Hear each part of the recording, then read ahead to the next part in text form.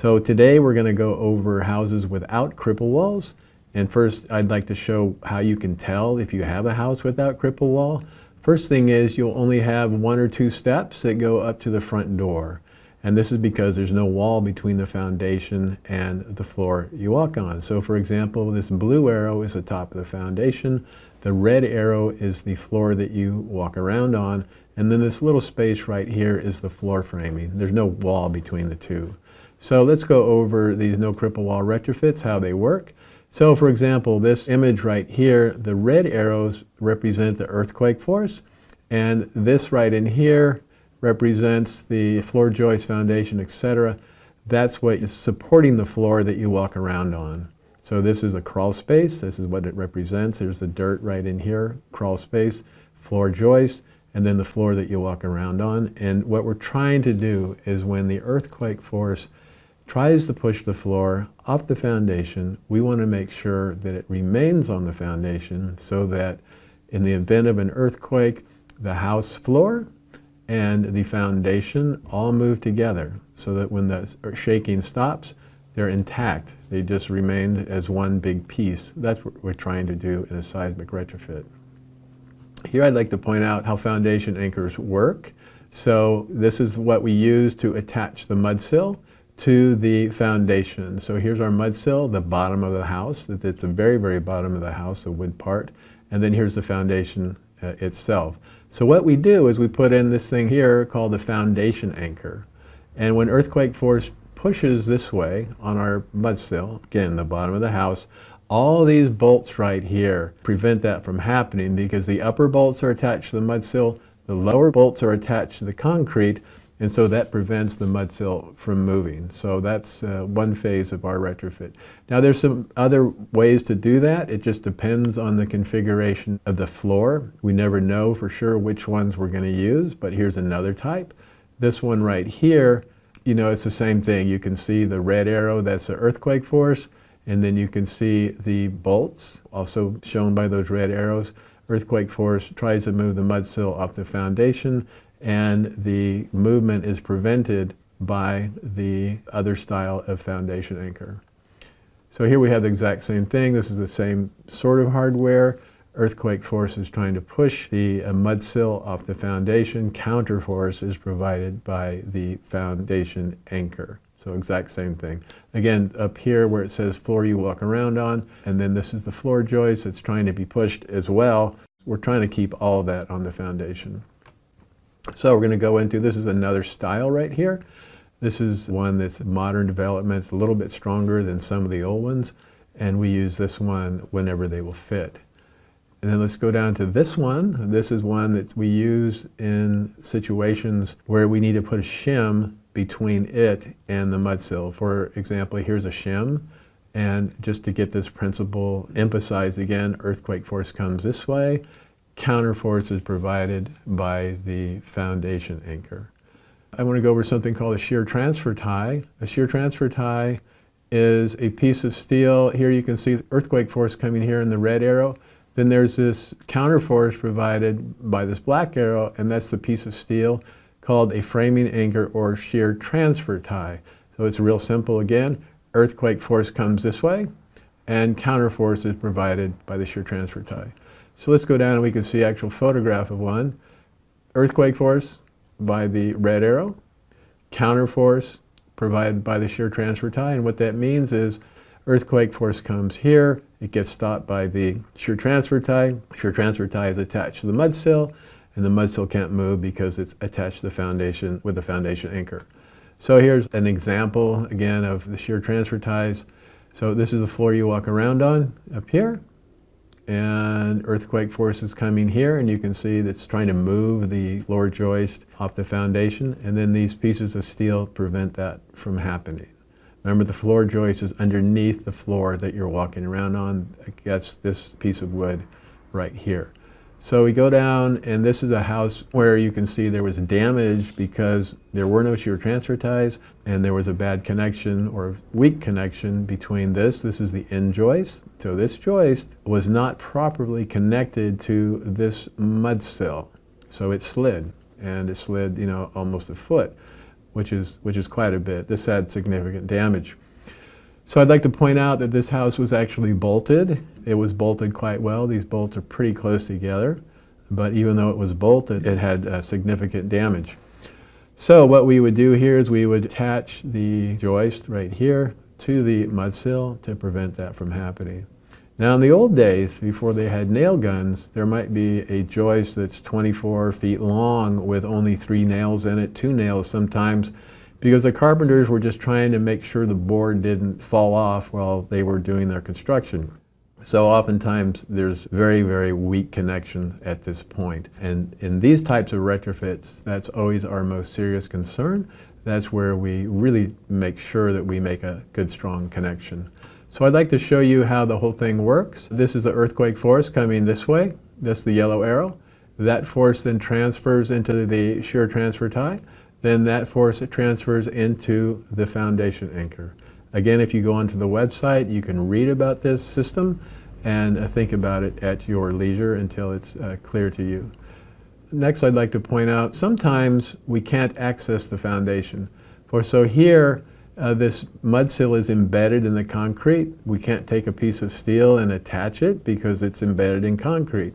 So in these cases, we have to bolt a new mud sill to the side of the foundation. So at the same time, we use shear transfer ties up here at the top so that when the earthquake force pushes against the floor itself, that movement is transferred to our new mud sill, and then that is transferred to the bolt. So this is one way we have to do it if we go under a house and normal hardware won't work. We never know for sure what we're going to do until we're under the house. In the old days, they used to just put a house together, and if it didn't fall down, they said good enough. Here's one that's similar to that. In this case, the floor joists are running in this direction. In these cases, we have to use a piece of plywood, which is right here. We have to use this piece of plywood to attach the floor right here to our new mud sill, which is bolted to the side of the foundation. So this exact same system, but it's when the floor joists are going in a different direction. So we either use one where we make a direct connection with steel, or we use one where we have to use plywood. So I'll let you look at this at your leisure. This is one exact same thing. We have a new mud sill bolted to the side of the foundation. Earthquake force comes like in the red arrow. Counterforce is provided by this assembly with the shear transfer ties, the new mud sill, and the bolts. So there's a concern about retrofitting bolted homes. Is there anything you could do, anything you should do? I'd like to go over those. Houses are bolted as of 1958 on. It depends on the city. For example, San Jose was from 1927. Fremont from December of 1956, and it just depends on the various cities. What we found is anything built after 1958 will be bolted. 57 is a transition year. Some are bolted, some aren't. I'd like to point out something about the California Building Code, which creates a problem that can result in significant earthquake damage. So right here you'll see where it says connection. That's telling us that a connection between the joist and the sill, the joist again is the wood framing underneath the floor you walk on, so the connection between the joist and the sill can be made with 3 8-penny nails. So for example, here you can see earthquake forces pushing on this floor joist, and legally, even if this floor joist were 24 feet long, you could just put in 3 nails. So 3 nails is clearly inadequate. I'd also like to point out that the code reads, each joist shall have 3 nails. So here's a joist, here's a joist, here's a joist, here's a joist. And that's a lot of nails, because that's every 16 inches you'll find 3 nails. So we don't worry about, when the floor joists are perpendicular to the foundation, we don't worry so much. But where it's parallel to the foundation, such as right here, then there is a matter of concern. And so if you have a newer home and you're really concerned about earthquakes, that's a place to put your money. Okay, this is also a type of damage that occurs when the hole in the mud sill is significantly larger than the bolt itself. This is the rule rather than the exception. I would give it a 99% of the time when I look at bolts that the holes are oversized. The reason they're oversized is when the carpenter is building the house, he makes the hole bigger than the bolt so then he can adjust the mud sill to make it flush with the foundation or put it wherever he wants to put it. If you get onto the website, again, at bayarearetrofit.com, I have an entire page on oversized bolt holes and what you can do to mitigate the problem that they cause. Now, the other place there might be a failure is in the building department inspections. The bolt is allowed to be 1/16 of an inch smaller than the hole itself, and that's what the building code says. However, when an inspector comes out to check the bolts, he wants the washers on top of the nuts, so there's no way to even inspect it if he wanted to. So this is something where the building inspector would have to be conscientious enough to say, okay, I want you to take off the nuts before I pass this, but they don't do that. They just want to see that the bolts are there, that the nuts are there, and the washers are there, and then they pass it. So this sort of problem with the oversized holes and the splitting of mud sills is very, very common in the Northridge earthquake, especially for the inspectors that did research there. This was probably the most common type of damage that they saw. So what you've learned up to now are the practical aspects of retrofitting a house: bolts, plywood, shear transfer ties, etc. Now, in order to know how much of these components to use, you need to do some engineering.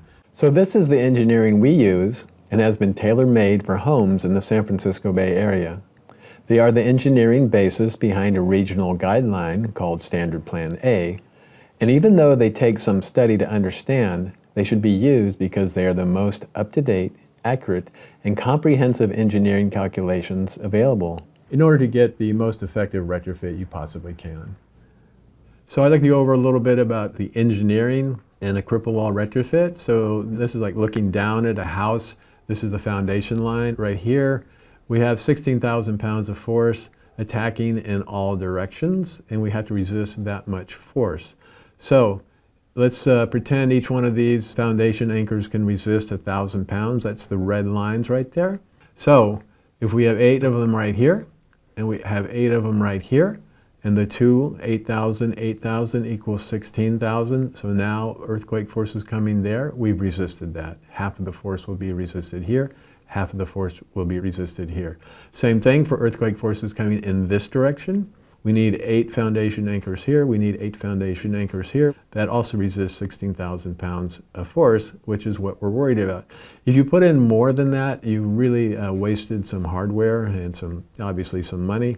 Less than that, and you might compromise your retrofit and it might not work. So next we have to determine how many shear transfer ties to put in. So let's assume each of these shear transfer ties can resist 500 pounds of earthquake force. That would mean we need 8,000 pounds of resistance on each side.